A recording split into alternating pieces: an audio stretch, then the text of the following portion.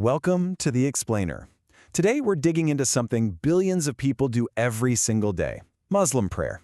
Now, you'd think a ritual this central, this important, would be completely uniform, right? But as we're about to see, our sources reveal a really surprising history of debate over its most basic details. So let's just start with what seems like a super simple question. How should a Muslim pray? For a ritual that's at the very heart of the faith, performed 5 times a day, the answer should be pretty straightforward. Think about it. This was a ritual performed out in the open, every day, by the Prophet Muhammad himself, with all of his companions watching and participating.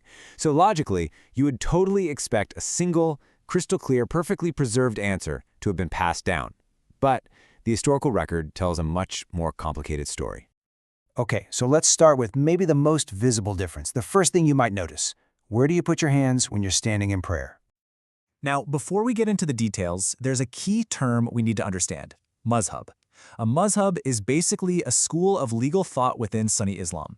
There are 4 main ones that have survived: the Maliki, Hanafi, Shafi'i, and Hanbali schools, and their interpretations are really at the center of all these variations we're going to talk about. All right, so back to the hands. There are 2 main ways this is done. There's sadl, which means leaving your hands down at your sides, and qabd, which means folding your hands.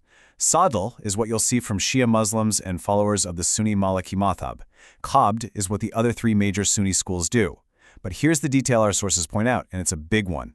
The sadl position, hands at the side, is historically associated with the Prophet's own family and the people of his hometown, Medina. And this chart really just drives that point home. Even with that close historical connection of sadl to the Prophet's immediate circle, today something like 80% of Muslims around the world pray with their hands folded, practicing qabd. Only about 20%, mostly Shia and Maliki Sunnis, practice sadl. And this, of course, leads to a really provocative question that our source material puts front and center.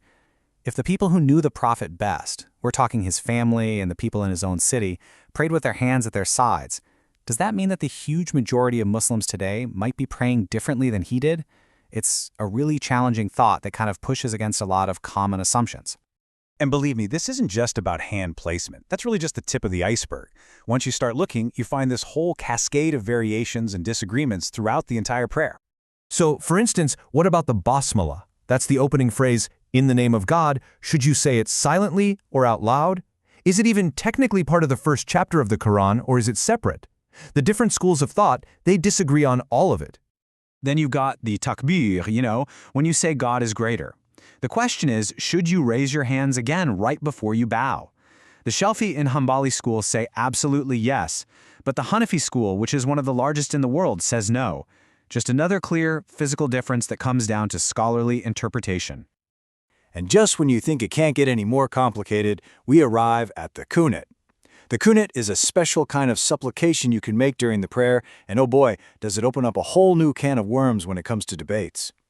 The disagreement over the kunut is just, wow, it's so layered.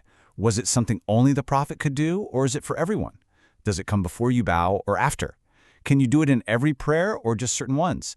And maybe the biggest question of all, some schools, like the Hanafis, argue that the whole practice was basically canceled out or abrogated by a later verse in the Quran. So for a huge number of Muslims, the very legitimation of doing it at all is up for debate. So, you've got to be asking yourself, why? Where does all of this disagreement come from? How can there be so much confusion around something that was done every single day? Well, our source material points right to the core texts themselves. It brings up the work of the renowned scholar Jonathan A.C. Brown, who highlights this central problem. He says that for many of these issues, like whether to raise your hands, there are multiple hadith, reports about the Prophet, and they both seem totally authentic. They have solid chains of transmission. The huge problem, they completely contradict one another. So this isn't a case of a weak report versus a strong one. It's a case of 2 strong, authenticated reports that say opposite things. And the conclusion drawn in the source text is, well, it's pretty stark. It argues that for so many contradictions to exist on a public, daily ritual, the books that we get this guidance from must be, in some fundamental way, either inaccurate or incomplete. The logic is, if the tradition had perfectly preserved one single way of doing things, you just wouldn't see this level of documented disagreement. Okay, so, given all this historical murkiness, how is a believer supposed to approach prayer with any kind of confidence? Well, our sources introduce us to one modern framework that tries to cut through this knot. It's called the BioIslam perspective. So first off, what is BioIslam? It's described as scientific Islam. It's basically a contemporary take that tries to harmonize religious understanding with science, and it puts a really strong focus on the core intentions behind rituals. So from the BioIslam point of view, getting completely bogged down and trying to figure out which physical format is the most authentic is kind of missing the forest for the trees. Instead, it shifts the focus back to the purpose of prayer, that intention to connect with and praise the Creator. As a practical matter, it just advises you to follow the way your family or your local community prays. It's about shifting the focus from historical precision to spiritual sincerity.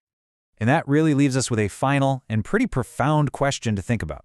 After going through this whole surprising history of ritual uncertainty, you have to ask, in an act of worship, what really weighs more in the end?